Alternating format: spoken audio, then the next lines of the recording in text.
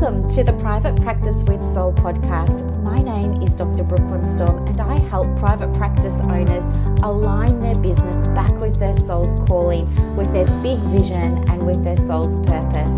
Unlike other private practice coaches, I've traveled the world in search of spiritual resources, spiritual tools, education and information so that you can have the transformation that your soul desires and needs so that you can up-level your business.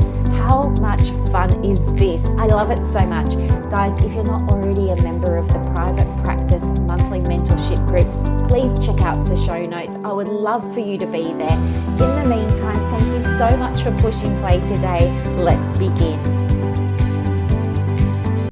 Good morning, everybody, and welcome to another episode of the Private Practice with Soul podcast. I'm your host, Dr. Brooklyn Storme. Thank you very much for pushing play on another episode today. And thank you to all of the new subscribers and to everybody who listens and tunes into both episodes every week. I appreciate you so much. Everything is going super well here at the moment. Gabe is getting all excited because I'm going away on a little getaway to Daylesford, leaving on Saturday, coming back on Wednesday. For those of you who aren't familiar with the area, Daylesford is really beautiful. It's where I go for nourishing and healing and releasing and all those sorts of beautiful things. To me, it's a very spiritual place, and it actually has a bit of a reputation for being a place where the hippies like to hang out. I like to think of it as Victoria's answer to Byron Bay, though maybe Byron Bay's a little bit different, but it's the same kind of vibe. And I just love it there so much. And I make it a point of going there a few times a year for my little pilgrimage just to disconnect. And here's the funny thing about disconnecting, right? As soon as I booked my trip, the reason I booked my trip was because I wanted to have a break. You know, I've been working in ISO. I adapted, right? And so, as you know, I still work from the study at home and not getting out that much. And I thought, yeah, I really want to get out and get grounded and da-da-da-da-da. And I missed Daylesford, so I haven't been able to go there due to restrictions and everything. But now I can. And so I thought, I'm going to make hay while the sun shines, and I'm going to go before the next lot of restrictions come. So as soon as I booked the trip, I started to feel like more energized and more alive and more excited, and all of this good stuff started flowing to me. And I was just so excited. And so, you know, I have been sort of ticking the days off the calendar. And isn't it funny? I'm going there with the intention of resting and relaxing and just, you know, having some pampering. And Daylesford and Hepburn Spring are very famous for mineral water, and also, which you can drink, like there's little pumps, so you can just pump it out of the ground. I mean, it doesn't taste that good, and it kind of smells like rotten eggs because of the sulfur. So I don't like to drink it, but you still know it's good for you, so you should probably have a mouthful.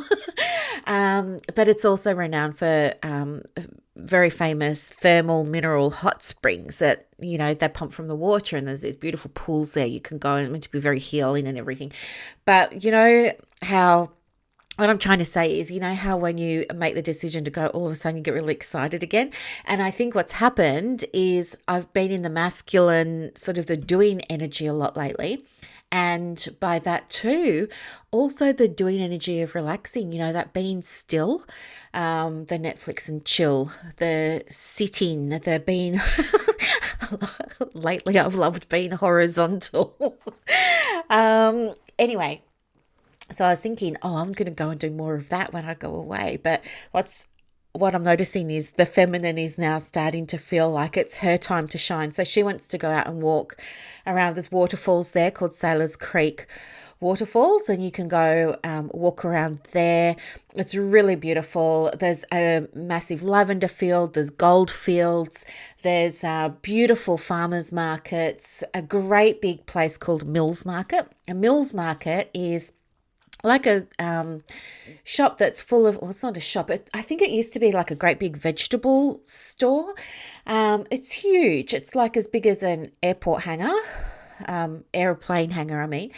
And it's got lots of different little stalls from different art and craft people in the area, and you can get everything there from clothes to perfumes to sunglasses to retro and vintage to crystal. It's kind of like, I was going to say bargain hunt, but it's not. I don't even know where that came from. A bit of a mix of everything. And I love going there, and I always get treasure. And the other thing that I'm loving about Daylesford is it's a very spiritual place, and they have lots of shops for buying new sage, getting the Palo Santo, getting the crystals, getting a reading done, having some Reiki done, having some energy work done, all of those sorts of things that I just love so much. So now, instead of going away feeling all relaxed, I'm going away with a real spring in my step. I can't wait to go. And they've got this really great big lake, and I think it's even called Daylesford Lake. You can Google all of this. It's just magic. And you can walk around the lake, and there's this great big track, and I love to walk around that lake. And there's also the remnants of what used to be a bit of an amphitheatre there. And so I've been printing off, the mastermind that I'm in that I told you about at the start of the year.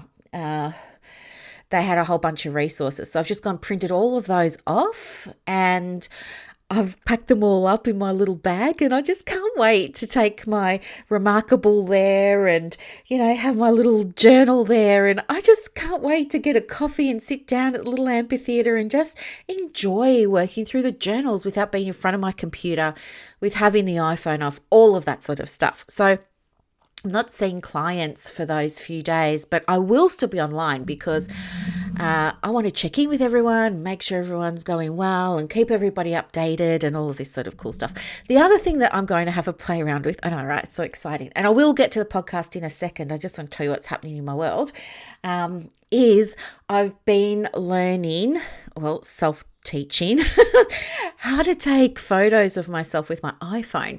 So I've got all these beautiful clothes and outfits now. I really am loving, and I'm not affiliated with this lady at all, but her name, if you want to have a look on Instagram, is at Mrs. Constance Hall. At Mrs. Constance Hall. She's got a store, an online store, and she mostly sells clothes, and now it's extending to some other things, but her clothing line is called Queen the Label. And I just fell in love with all of her stuff. And I've been buying little bits and pieces here and there and saving them. Lord only knows why I'm been saving them, but I haven't worn any of them. I think I've been waiting for a special occasion that just hasn't been coming because of the lockdowns we've had here in Melbourne. But anyway, now I'm thinking, I might just bundle up all those nice clothes and, have a shot at taking a few portraits or something like that while I'm away. So I'm also packing up my tripod and all my tech, and I'm just going to have fun with it, like get some nature shots in my new clothes and with my new haircut as well. I'm so excited. I can't wait. And I will absolutely, if they work out, I will share the photos with you. And I also bought this really cool new tripod, which I will share with you as well. I'll show you the details. And I'm going to be able to record myself taking the photos of myself so that if it works out, I can share it with you as like a mini training. How cool is that? I know, right? So much fun. So it's meant to be a holiday, but it looks like it's turning into a bit of a work/fun vacation, which I'm totally fine with. Anyway, what do I want to talk with you about today? What I want to talk to you about today is a question that came up in the group, and that was, what do you say when clients ask, what do you offer? Okay, what do you say when clients ask, what do you offer? Now, on the surface, this looks like a pretty obvious question to answer, doesn't it? You're going to say, I offer counselling. But why is it that so many counsellors struggle to answer this question? And here's my clue about what it is. I think a lot of counsellors get stuck in their own minds about narratives that circulate within the community, and they hear these narratives often enough and they believe them to be true. That's the first thing that's happening. The second thing that's happening is, when I talk about the narratives that are circulating, I mean, thinking about, well, if a client wants a rebate from the government and I don't offer that, like in Australia, we have Medicare. Then what do I say that I offer? Or how can I convince them that they should still book in with me? So this is what I want to speak to today, okay? I think if you're struggling to articulate what you offer to your client, it's probably just because nobody's ever taught it to you before. And that's why I created the Clients on Demand course, right, which is now closed. We start that on the 31st, which is next Thursday, I think. Yeah. But anyway, it will reopen later on. But in a nutshell, I think what's happening is you are getting in your own head about it because perhaps you're saying to yourself, am I worth it? How do I convince my client that I'm worth it? What am I actually offering? And I ask some of my people that I work with, some of my coaching clients and some of my supervision clients and even some of my mentoring clients who struggle with this to, record the conversation. So, of course, with permission from the client and all of that sort of stuff, so it's for training purposes because I want to be able to hear it back so that I can give real-time feedback to my client about what's going on here. And so I've listened to 5 of these recordings this week, and every single time the counsellor said to the client, well, I offer counselling and you can have counselling with me in person. And if you prefer online, I can give you counselling online. Now, counselling is not your offer. This is what you haven't learned. And this is what I know you haven't learned. So just super quickly, because it's a big thing, which is why there's a whole program on it. But the counselling isn't the offer. The transformation is the offer. Okay? That's what many of you are getting mixed up. And because of that, you're losing potential clients. You're not engaging with, you're disconnecting from, clients that could be really great clients for your practice, that could be perfect for you to work with. But you're losing them because you're saying, I offer counselling, or you can have a package of counselling with me. That actual product or the actual service is not the offer, okay? The offer's the transformation, the offer's the end result. And so that's what you need to speak into when somebody asks you, well, if you don't provide rebates, I can't get a rebate with you, what do you offer that makes it worth it, in inverted commas, or why should I? Like, the subtext for that client is, well, if I'm not going to get any money back, why should I throw money at your business, or why should I give you all of the money? That's what's going on in the client's mind. So remember to be very, very clear in your articulation about what it is that you offer. The second thing that I want to share with you is you need to be able to speak with confidence about your offer. And by that, I mean, this is back to that law of attraction, which, as you know, is law of vibration.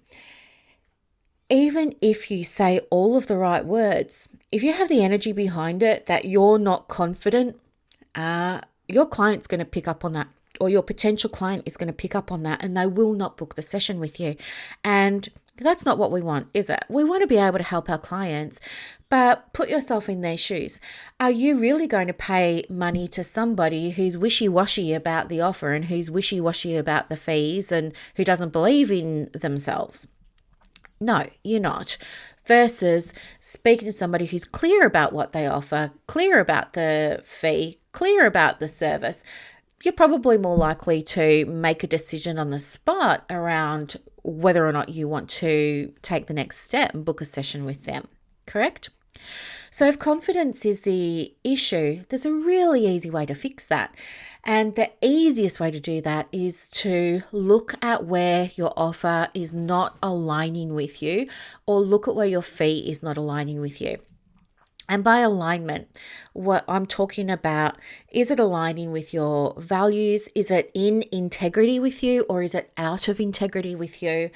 And it's going to be a process of reflection that helps you tune in to what's feeling off.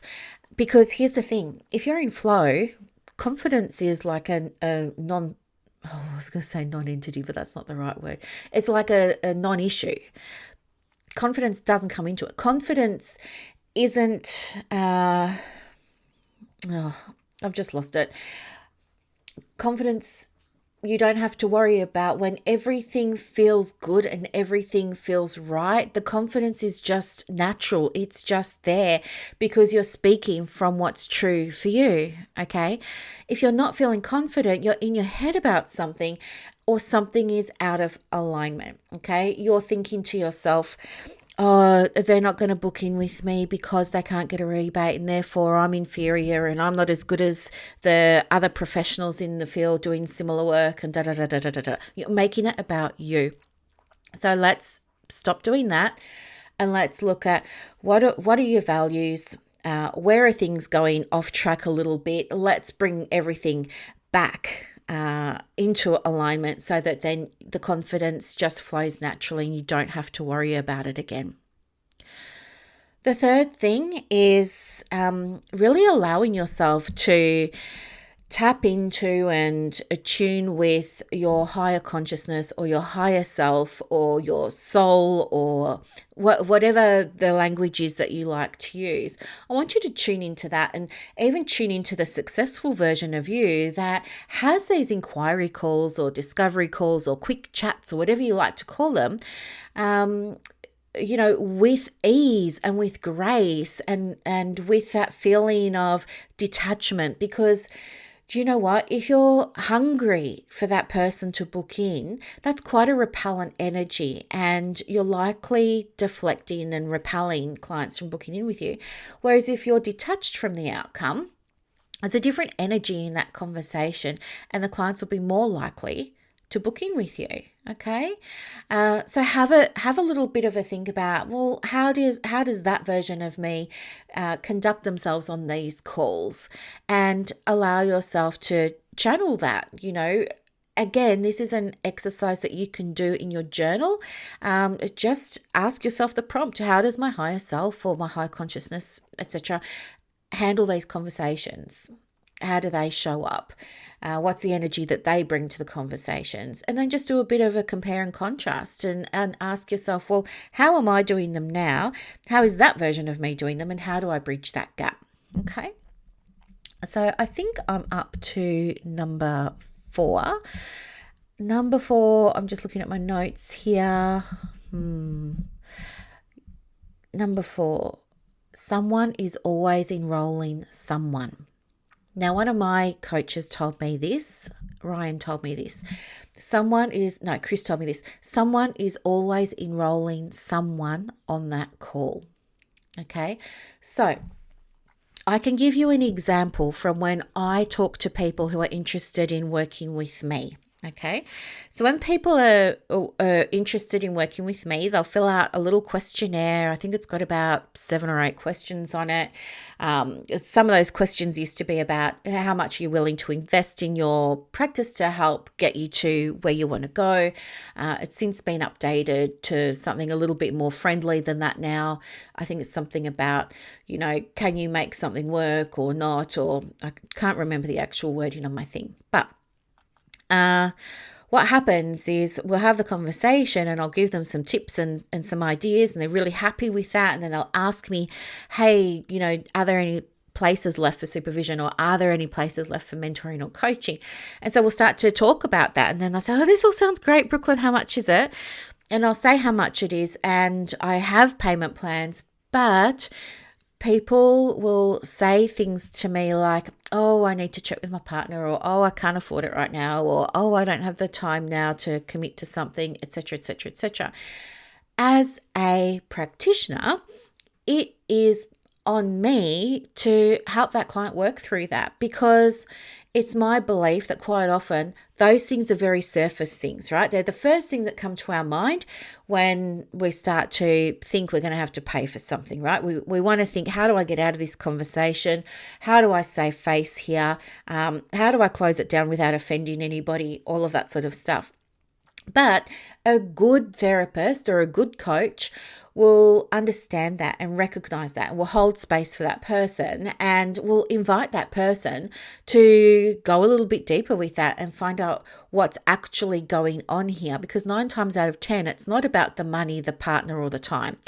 It's about that person's, well, in my experience, it's been about that, well, it's mostly women that I work with, so I'll just draw from that.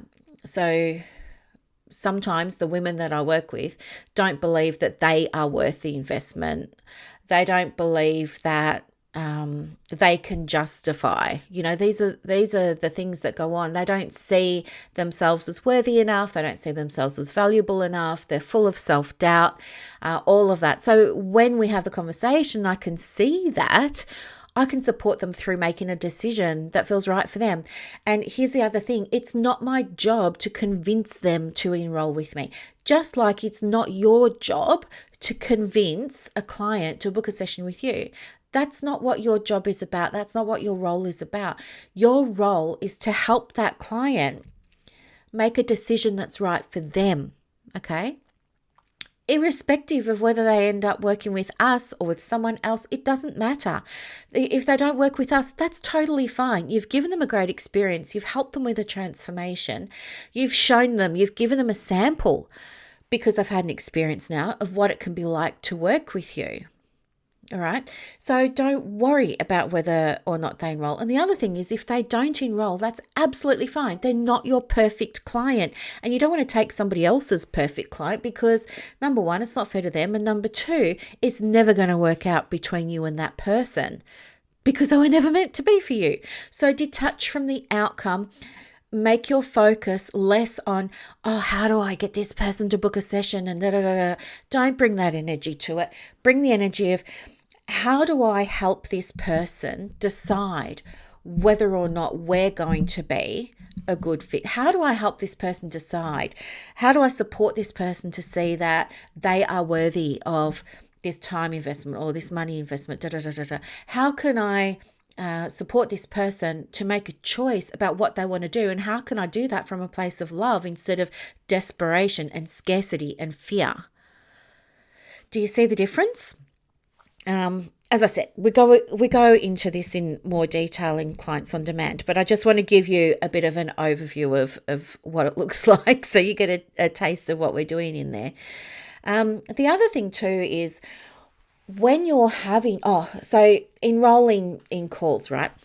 Either the client is enrolling you in their limitations, and what I mean by that is, if you're on that inquiry call and they say, well, it sounds great, Brooklyn, but I can't do it because XYZ.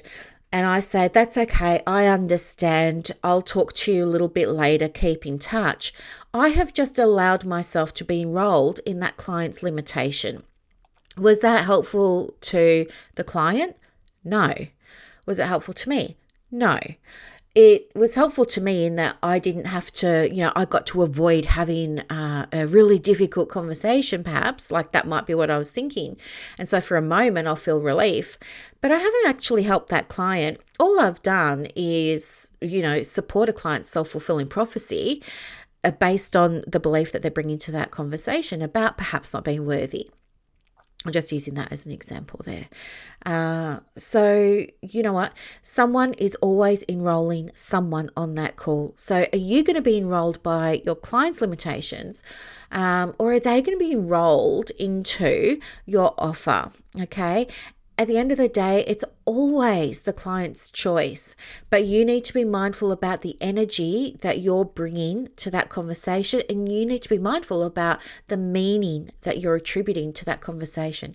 And I mean, when I was first counseling, no, that's not true, because I was just getting referrals given to me then, but there was a point where I was thinking to myself, what does this client want and how can I help them, and da da da da da. But then when I moved out and I got the lease on the place and I started working by myself, and, the story, like, it was big time drama. It was intense drama for a period of about 3 or 4 weeks when I didn't have any bookings and I still had bills to pay and rent and bond and lease and all of that on the service department. I did have an energy then of accepting clients that weren't right for me. I had started to apply a fee of $15, as you know. Clients didn't want to pay that. I started waiving it because I was in scarcity mindset and I was in fear mindset. So some people I was charging the fee to, others I wasn't. Some people I charged a cancellation fee to, others I didn't. I was all over the shop and it was a big mess, and it all came from my sense of, what do I think a client would pay? Am I worth it? All of this sort of stuff. So work on your mindset. And this is the other thing that I want to say, because I just reminded myself when I was saying there, would they want to pay, or how much would they want to pay? Is this fee affordable to somebody? Maybe I should charge the affordable fee. What I was doing that I didn't realize at the time was I was projecting my own beliefs about money and what was affordable onto my clients and essentially making decisions for them. And I see now that that was actually a really offensive thing to do, because I was disempowering them from being able to make decisions for themselves based on, the money of working with me. It's not my place to decide what someone can and can't afford. It's not my place to say what's expensive. If I asked you, what would you consider to be expensive for a counselling session? And I asked another 10 people, well, we'd probably have a range of numbers there. I'm sure you'd agree. But we wouldn't all agree we wouldn't all come up with the exact same figure, would we?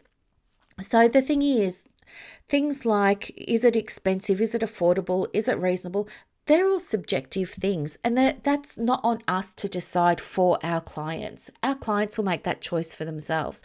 And if they see the value in it, they're absolutely going to pay your fee. It's not a problem. Like, we've all been in that situation where we've found the money, okay? One of my other coaches said to me when I was first starting out, she said to me, Brooklyn, what's your favorite thing that you like to do when you're not working? I said, I really love watching Netflix, okay? I love to binge things. Like, I really loved binging. There was this therapist, a film about a therapist called Gypsy, and I really loved watching that at the time. I was loving it. And she said to me, well, let's imagine that your TV just blew up, right? And you couldn't watch Gypsy. What are you going to do? And I said, well, I'm going to go out and get a new TV. And she goes, well, can you afford, how much is that going to be? A couple of grand? And I said, yes. And she said, well, how are you going to afford it? And I said, well, I'll just find the money. I'll make it happen. And here's the thing. When you want something bad enough, you make it happen. When you value it, you make it happen. And to me, having a TV and having that downtime was important enough for me to hypothetically think about different ways I could make this happen. Okay. And let's say that I was going to get a new TV for $2,000. Okay, just hypothetically, let's say that was what I was going to spend on the TV. But if a coach said to me, hey, it's going to cost $2,000 for this program to work with me, if I didn't value that, I'm going to go, I don't know, I'll have a think about it.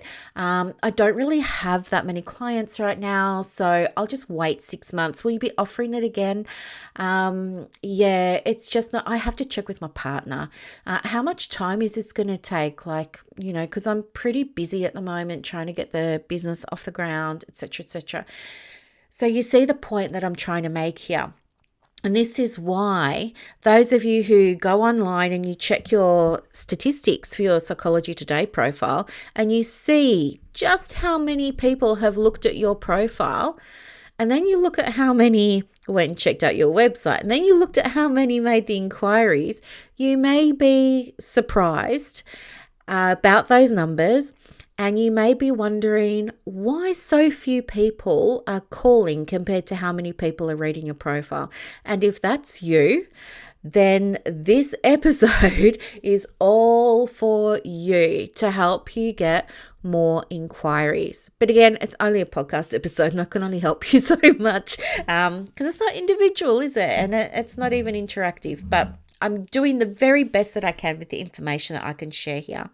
So this is what I wanted to help you out with today. I'm just reading my notes because I've got them on this. Okay. I'm just going to digress for a moment. I recently started subscribing to a subscription box called the Boss, I think it's called Boss Babe Box or something. I found it on Instagram, and anyway, I got my first box last month and loved it. It had a wireless microphone in it, no, it has a wire, but it was a little microphone that you can plug into your phone or into your laptop or something. I thought that was so cool. And it has like this it's about the size of an A4 piece of paper. It's a whiteboard, and up the top of the whiteboard, it's got a little heading on it that says live show notes. So I'm using this for my podcast. It also had a book in it called How to Pitch Anything. And what else did it have? Oh, it had a chocolate bar, which I haven't eaten yet, and some sticky notes and something else. So anyway, it was heaps of fun and I can't wait to get the next one. But I'm trying to read my notes, and I've brushed against my whiteboard with my sleeve, so everything's looking a little bit scratchy. I'm just trying to read the last line. You may say you don't like selling, but the reality is that you're doing it every day. Yes. Okay. You may say that you don't like selling and that selling's icky, but the reality is that every time you have an engagement, every time you have communication with your client, you're selling, whether you're consciously doing it or not. Okay. So selling isn't just about having those inquiry calls, and selling is not about pushing your service down somebody's throat. It's not about forcing them to sign up or pay or anything like that. That's not what it's about. Selling is so much more than that. Selling is about the vibe. It's about the relationship. It's about the safety nets that you're providing. It's about the client experience at every single touch point. You know, like say, for example, this box subscription that I've just, recently joined. I'm sold on it now. Like, I'm staying in this subscription because it exceeded my expectations.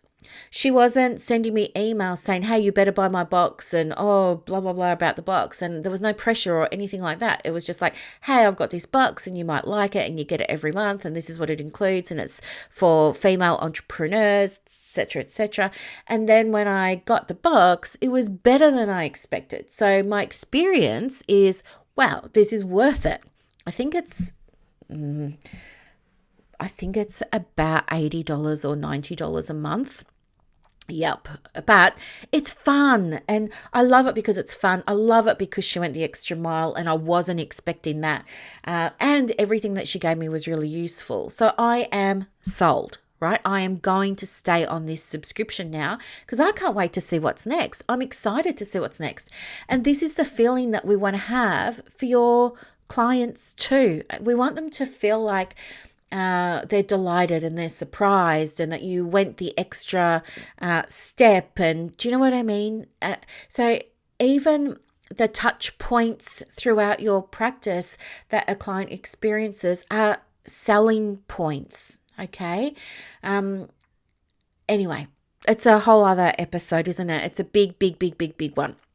So what's going to happen now is I would love for you to go back, listen to this episode again with your journal, with a notepad, take some of those prompts down and reflect on them over the weekend.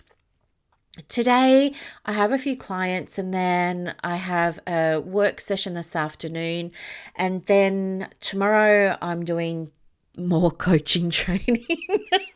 I'm addicted, right? It's like 5 qualifications now, and then we've got another PD tomorrow, and it's going all day. So I'm not seeing clients tomorrow. I'm in that, and then work on Friday, and then going away on Saturday. But what I'll do is I will record another episode for you for Saturday, so you've got that, because I'll be en route and I want to make sure you've got that to listen to. And then I'm returning on Wednesday, but I'll record another one and set it up ready to go for you on Wednesday, so you don't miss out on an episode there either. I don't know what either of those are going to be about, but if you have a question that you would like me to answer or speak to on a podcast episode, please let me know. And the other thing is, if you would like to sponsor the show, get in touch with me and let me know. And I can tell you a little bit more about what sponsorship involves. It's more affordable than you might be thinking, and it will get your name out there, it'll get your business out there. We've got over 30,000 listeners now that are all counsellors, psychologists and social workers, all doing different things. So if you've got something like maybe you do PD or EAP or something like that, and you would like to get your service known to my audience, if we're in alignment, I would love to have a conversation with you about how I can support you to do that. Okay, so if that's something that interests you, get in touch with me, and we can have a conversation about how you'd like that to look, and we can work something out. All right, everybody, have an amazing Wednesday. Thank you so much for listening to another episode of the show, and I will talk to you soon. Bye.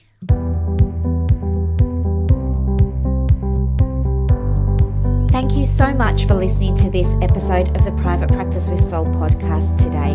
If you're looking for clarity, if you need help with branding, your processes, and bringing everything into alignment with your soul's purpose for your private practice, head to the show notes and click the link for more information about the Private Practice Monthly Mentorship Group.